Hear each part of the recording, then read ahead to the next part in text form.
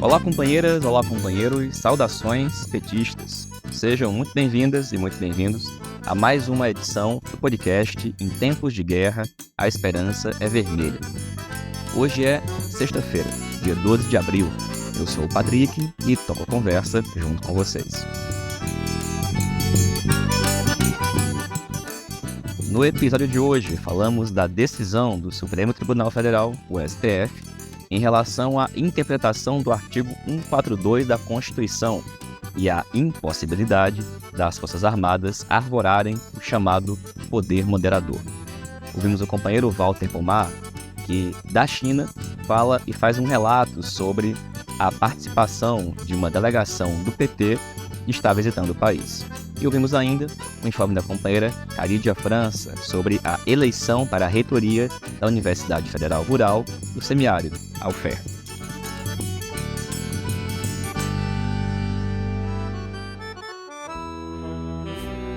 Pessoal, a gente começa a edição de hoje aqui do podcast voltando a um assunto já tratado anteriormente, mas dessa vez é em razão da decisão por unanimidade no último dia 8 de abril, segunda-feira, por parte do Supremo Tribunal Federal, acerca do artigo 142 da Constituição.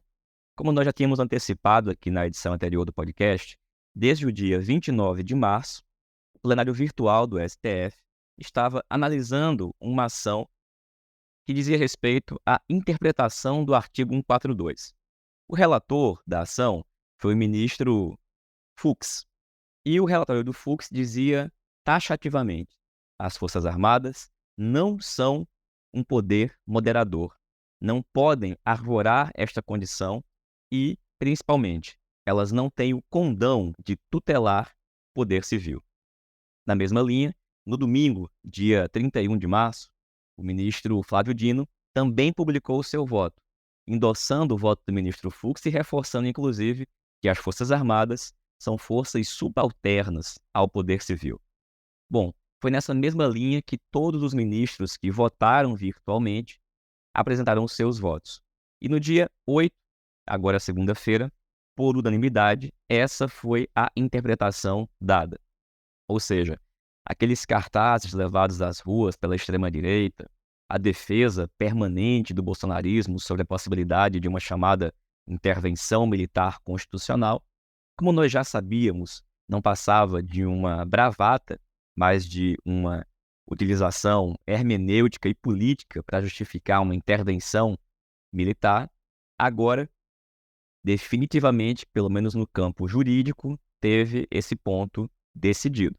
Óbvio, isso continua sendo objeto de luta política por parte da extrema-direita, em especial no momento em que o Supremo Tribunal Federal, atuando como está atuando, é acusado como parte de um sistema de poder aliado, por exemplo, às forças de esquerda.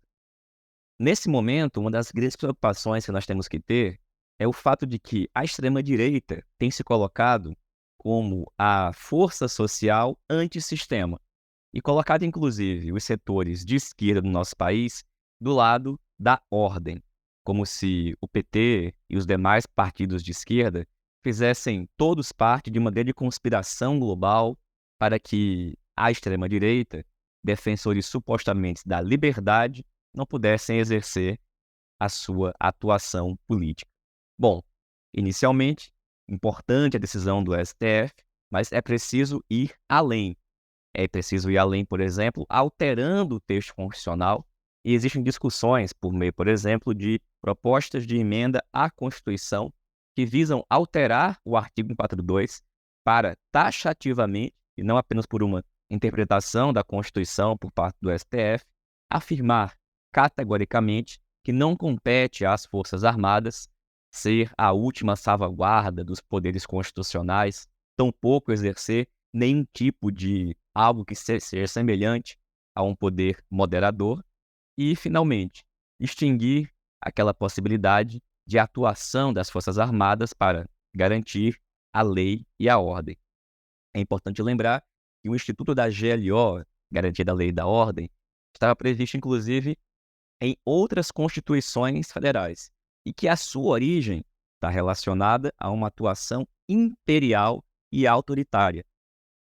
A Constituição do Império de 1824 previa a existência de um poder moderador, exercido esse pelo imperador. E essa fórmula foi se alterando nas constituições seguintes. Quando desaparece na Constituição de 1891 o poder moderador, esta tutela, essa capacidade de intervenção e atuação é transferida para outro sujeito. E esse sujeito, ao longo dos anos seguintes, foi sim as Forças Armadas. É fundamental que isso desapareça, porque o artigo 142, com a sua atual redação, é absolutamente incompatível com a ideia de um Estado democrático, social de direito, e não é um garantidor, muito pelo contrário, é um inimigo da ideia de liberdade democrática. Que a decisão do Supremo sirva para provocar esse debate e que a gente avance em uma proposta de emenda constitucional que altere o artigo 142 para que ele não seja, em nenhum momento, utilizado como álibi ou argumento pelas forças da extrema-direita para cercear e atacar a democracia. E por falar em extrema-direita, uma outra polêmica dessa semana diz respeito à discussão pública ocorrida na rede social X, o ex-Twitter, entre o proprietário da rede social, Elon Musk, o bilionário que também é dono da SpaceX e da empresa de carros elétricos Tesla, e o ministro do Supremo Tribunal Federal, Alexandre de Moraes. O que aconteceu? A empresa X divulgou em seu perfil oficial na rede que estava sendo notificada e intimada a suspender postagens e contas de alguns usuários em razão de decisões judiciais no Brasil. Não disseram qual tribunal, qual instância, qual órgão emitiu tais decisões.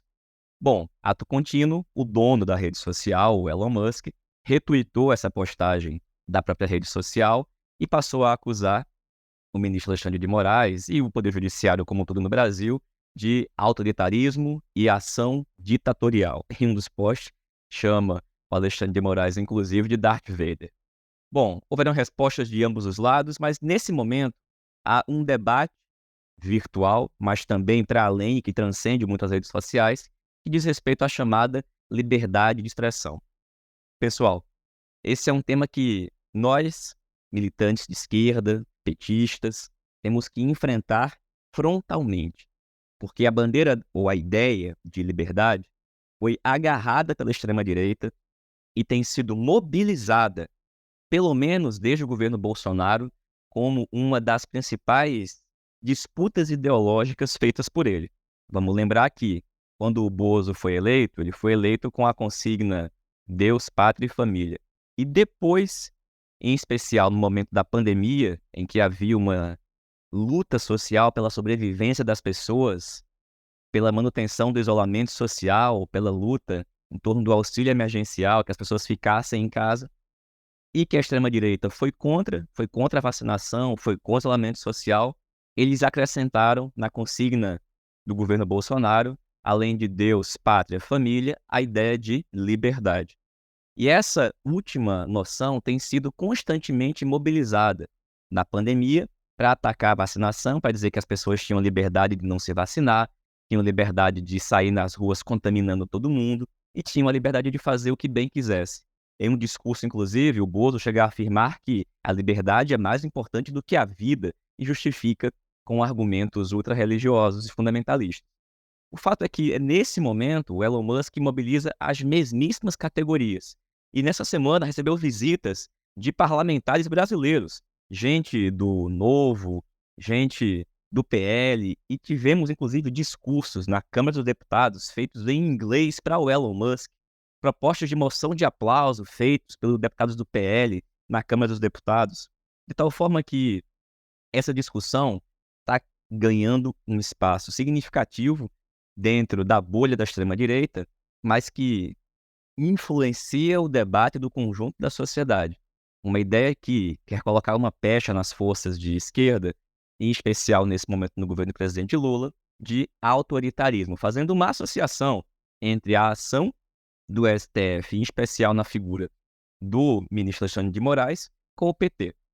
Nós temos que, primeiramente, travar o debate correto sobre liberdade de expressão, afirmando categoricamente que liberdade de expressão não é a liberdade de cometer crimes, não é a liberdade que a extrema-direita deseja, por exemplo, de fazer apologia ao nazismo, de fazer apologia ao racismo, ao machismo, à homofobia, que ao fim e ao cabo significa uma defesa do discurso de ódio.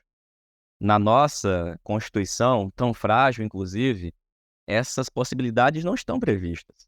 Estão previstos o direito e a liberdade de expressão do pensamento, da consciência, da crença, do credo, do culto, vedado o anonimato e sempre garantido o direito de resposta àquele que for ofendido e for ofendida. Não é isso que defende a extrema-direita. Defende aquela noção de liberdade que está presente, por exemplo, na primeira emenda da Constituição americana, que assegura, por exemplo, como acontece nos Estados Unidos, a defesa de posições e partidos nazistas e garante, por exemplo, o direito das pessoas fazerem mobilizações e manifestações armadas. Caminhamos a um debate público muito importante. A discussão entre o Musk e o Alexandre de Moraes parece distante, mas está muito próxima do cotidiano de cada uma de nós. Enfrentemos, como nós pudermos, essa discussão.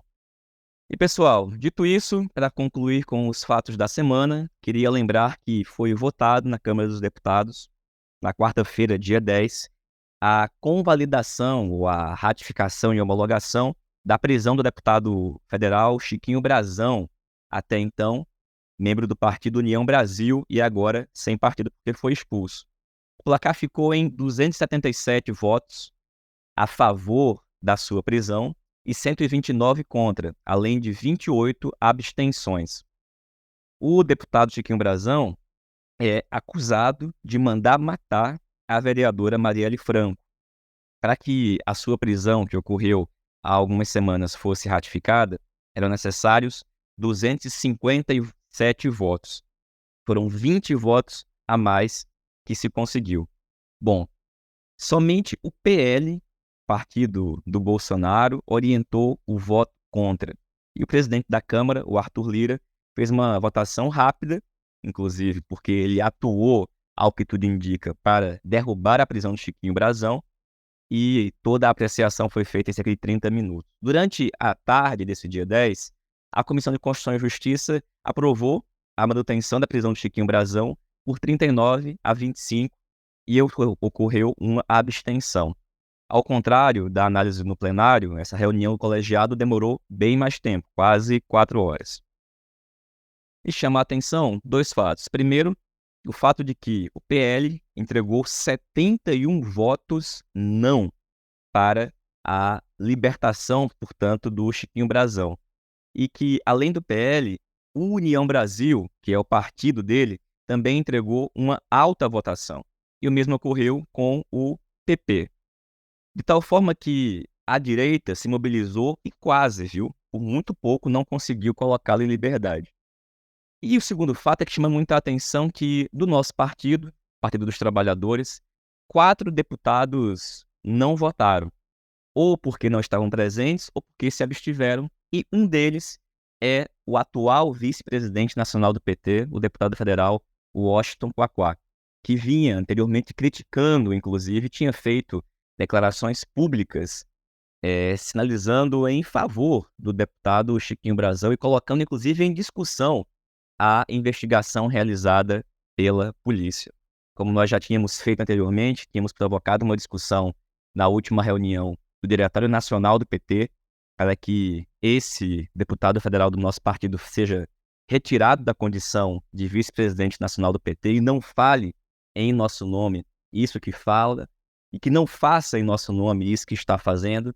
E já antecipo aqui que voltaremos a tratar desse mesmo ponto assim que nós tivermos nova reunião do Diretório Nacional do PT. Pessoal, dito isso, encerrado esses comentários gerais sobre os acontecimentos dessa semana, a gente vai escutar agora um informe, um relato feito pelo companheiro Walter Pomar, que está nesse momento na República Popular da China, compondo uma delegação do PT, que é a convite do Partido Comunista Chinês, está visitando o país. É o informe feito pelo Walter, que a gente escuta a partir de agora. Olá, meu nome é Walter Pomar, eu sou professor da Universidade Federal do ABC, sou integrante do Diretório Nacional do Partido dos Trabalhadores e sou diretor de cooperação internacional da Fundação Perseu Abramo. Eu estou integrando a delegação, encabeçada pela presidenta Gleisi Hoffmann, que está visitando a República Popular da China a convite do Partido Comunista da China. No dia 11 de abril, como parte da programação da visita, nós estivemos na Escola Central do Partido, que também é um instituto de formação da administração pública.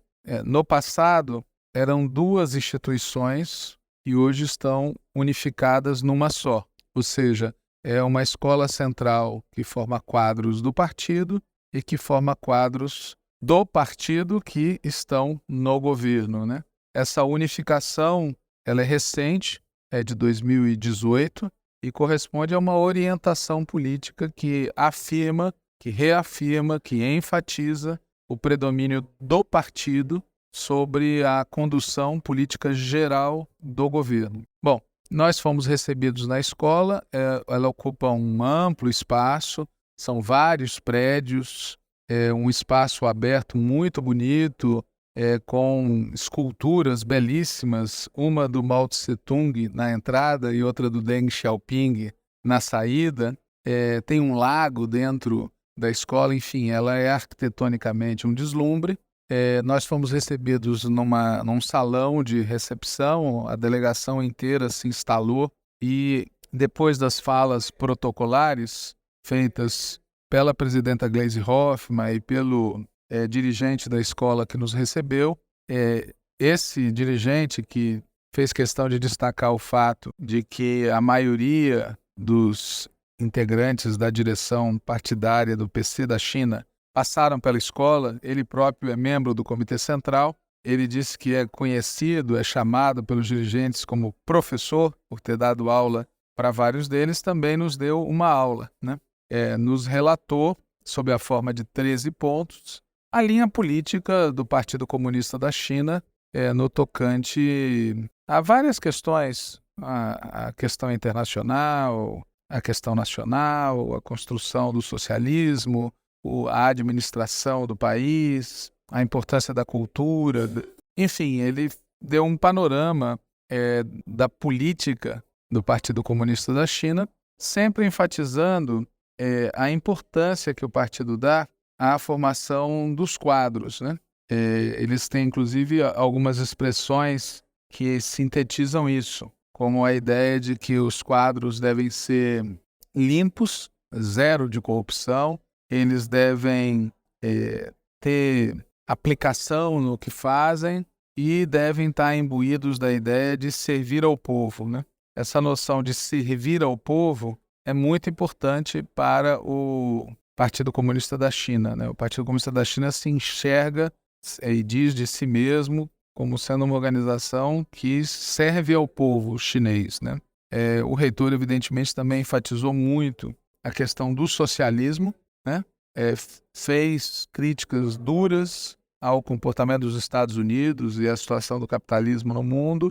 E o que fica da visita, na minha impressão, da visita à Escola Central do partido, é como esse tema da formação permanente e continuada de quadros é importante no êxito da atuação do Partido Comunista da China. Ou seja, para eles que estão no poder desde 1949, o tema da formação permanente e continuada dos quadros é uma questão chave.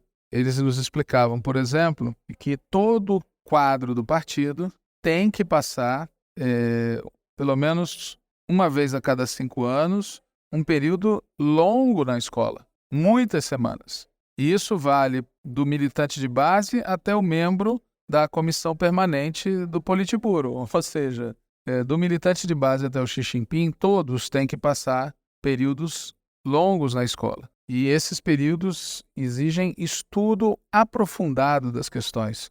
Ou seja, não são aulas virtuais rápidas, são cursos de formação política muito consistentes. Então, em resumo, fica para nós a mensagem de que o tema do poder político, o tema da relação com as massas, o tema do plano estratégico se cruzam, dependem, se alimentam desse trabalho permanente e continuado de educação política dos quadros. Lembrando, eles nos enfatizaram isso, que a escola funciona como um espaço de formação, funciona como um espaço de investigação, funciona como um espaço de assessoria à direção partidária e também como um espaço de difusão da cultura, não apenas da cultura chinesa, mas da cultura que foi apagada da história, entre aspas, né, apagada entre a história, foi silenciada, foi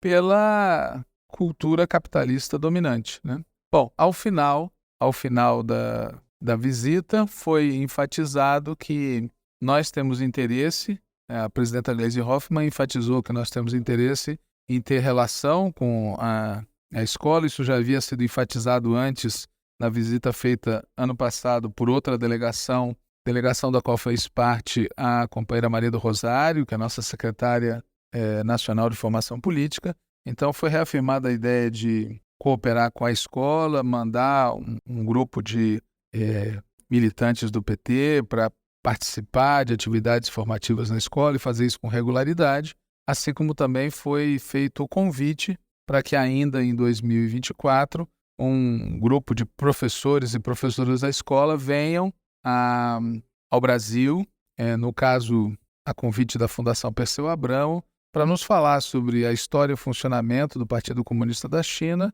para nos falar da questão da governança da China, em particular do planejamento estratégico de longo prazo, os planos quinquenais, e também para nos falar do projeto Cinturão em Rota e do projeto do Futuro Compartilhado. Pouco esse é o resumo que o Zunga me pediu para fazer.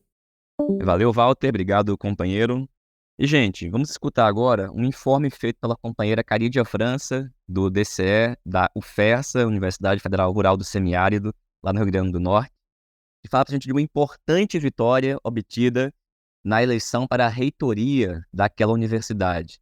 Vitória da democracia. Afinal de contas, a UFERSA viveu e vive um processo de intervenção desde o governo Bolsonaro, com a nomeação de uma reitora alinhada ao bolsonarismo, que foi colocada por meio de uma intervenção que não ficou em primeiro lugar na eleição realizada anteriormente, que agora, pela democracia, um novo processo foi realizado. E, bom, os detalhes a gente escuta agora com a companheira Caridia. Saudações petistas, me chamo Caridia França, sou coordenadora geral do DCE da UFES, universidade essa que se chama Universidade Federal Rural do Semiárido, no Rio Grande do Norte, e que nessa oportunidade especial, a convite do Patrick, a gente pode afirmar com orgulho para o conjunto da tendência que nós vencemos nas urnas dessa vez a intervenção federal. Para quem não conseguiu acompanhar a totalidade da nossa conjuntura, em 2020, tanto o IFRN quanto a UFESA passaram por processos de intervenção do então presidente e genocida Jair Messias Bolsonaro. Contudo, o IFRN conseguiu, por outros meios, com que a intervenção caísse de forma mais cedo e por muita luta também do movimento estudantil organizado naquela conjuntura, naquele cenário, né? Contudo, a UFESA, e muito em razão também da existência da lei da lista tríplice, lei essa que existe desde a ditadura, não conseguiu derrubar a então intervenção por meios legais, digamos assim, mesmo que a então interventora tenha inclusive processos de plágio contra ela e toda essa dinâmica que envolve o seu suposto diploma de doutorado. Mas enfim, naquele momento, em 2020, mesmo tendo sido terceira colocada na consulta universitária, foi nomeada por Bolsonaro e fez a política que os bolsonaristas sabem fazer, de destruição e desmonte de dentro para fora, de política de balcão, de perseguição dos servidores, dos técnicos administrativos e do próprio movimento estudantil, que a entendia como não legítima para, enfim, administrar a nossa universidade, né? E naquela oportunidade, em 2020, o professor Rodrigo Cordes foi o eleito nas 3 categorias para realmente ser empossado. Contudo, por razões políticas, a gente sabe bem quais as intenções de Bolsonaro naquele período, não foi o que aconteceu. E agora, em 2024, no último dia 4 desse mês, a gente consegue novamente eleger, na verdade, né, o professor Rodrigo Cordes para assumir essa responsabilidade de guiar, digamos assim, os rumos da nossa universidade para o próximo período, tendo inclusive muito apoio do movimento estudantil por o entender como realmente eleito naquele período que deveria ter sido empossado, né? Enfim, por inúmeras razões, a gente se colocou à disposição, inclusive, da campanha do candidato que foi eleito em 2020 e agora reeleito em 2024. Contribuímos massivamente com o programa e vamos continuar cobrando, né, que a nossa instituição siga os interesses do movimento estudantil e, portanto, dos estudantes que querem continuar estudando nessa universidade, mas com dignidade, saindo daqui não só com diploma na mão, mas também com saúde mental em dia. Tenho certeza que o mercado de trabalho vai estar com portas abertas para a gente e que o serviço público vai estar muito mais valorizado, né? Porque a luta, ela recompensa e a gente aqui tem batido o pé para dizer isso com todas as letras, né? Infelizmente, assim, o decurso do tempo vai fazer com que a posse do professor Rodrigo Cordes só aconteça em setembro, mas até lá estamos muito atentos a tudo que envolver a UFESA, porque a gente sabe que os instrumentos golpistas não param. E a gente também precisa estar muito atento a essas intenções que a gente sabe que não cessam e que, inclusive, estão muito reprimidas aí em razão da derrota mais recente, né? Então, a gente segue na luta, viva a UFESA e viva a Universidade Pública. Valeu, Carídia. Obrigado, companheira. Parabéns a todos que se engajaram. Parabéns à vitória importante que a UFESA siga um caminho de democracia em defesa da autonomia universitária e dos direitos dos docentes, dos discentes e de toda a comunidade universitária. Pessoal, essa foi mais uma edição do podcast Em Tempos de Guerra, a Esperança é Vermelha. A gente se encontra aqui na próxima sexta-feira. A todos e a todas um bom fim de semana, saudações petistas e até mais.